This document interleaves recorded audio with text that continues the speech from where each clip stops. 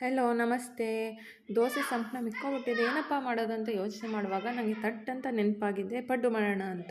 ಸರಿ ಪಡ್ಡು ಮಾಡೋಣ ಅಂದ್ಬಿಟ್ಟು ಈರುಳ್ಳಿ, ಕ್ಯಾರೆಟು, ಕೊತ್ತಂಬರಿ ಸೊಪ್ಪು, ಹಸಿಮೆಣಸಿಕಾಯಿ, ಕರಿಬೇವಿನ ಸೊಪ್ಪು ಇಷ್ಟನ್ನು ಸಣ್ಣ ಸಣ್ಣ ಕಟ್ ಮಾಡಿ ದೋಸೆ ಸಂಪಳದೊಳಗೆ ಸೇರಿಸ್ಕೊಂಡು, ನಂತರ ಒಗ್ಗರಣೆಗೆ ಒಂದು ಬಾಣಲೆಗೆ ಎಣ್ಣೆ, ಸಾಸಿವೆ, ಉದ್ದಿನಬೇಳೆ, ಕಡಲೆಬೇಳೆ, ಸ್ವಲ್ಪ ಇಂಗು ಇಷ್ಟನ್ನು ಹಾಕಿ ಚೆನ್ನಾಗಿ ಒಗ್ಗರಣೆ ಫ್ರೈ ಮಾಡಿ ಹಿಟ್ಟೊಳಗಡೆ ಮಿಕ್ಸ್ ಮಾಡಿ ಇಟ್ಬಿಟ್ಟು, ನಂತರ ಒಂದು ಪಡ್ಡು ಪಾತ್ರೆಗೆ ಎಣ್ಣೆ ಸವರಿ ಆ ಹಿಟ್ಟೇನಿತ್ತು ಅದನ್ನು ಹಾಕಿ ಮುಚ್ಚಳ ಮುಚ್ಚಿ ಒಂದು 5 ನಿಮಿಷ ಬೇಯಿಸಬೇಕು. ನಂತರ ಅದನ್ನು ಎರಡೂ ಕಡೆ ನೀಟಾಗಿ ಬೇಯಿಸಿದಾಗ ಪಡ್ಡು ರೆಡಿಯಾಗುತ್ತೆ. ನೀಟಾಗಿ ಚೆನ್ನಾಗಿ ಫ್ರೈ ಮಾಡ್ಕೋಬೇಕು ಚೆನ್ನಾಗಿ.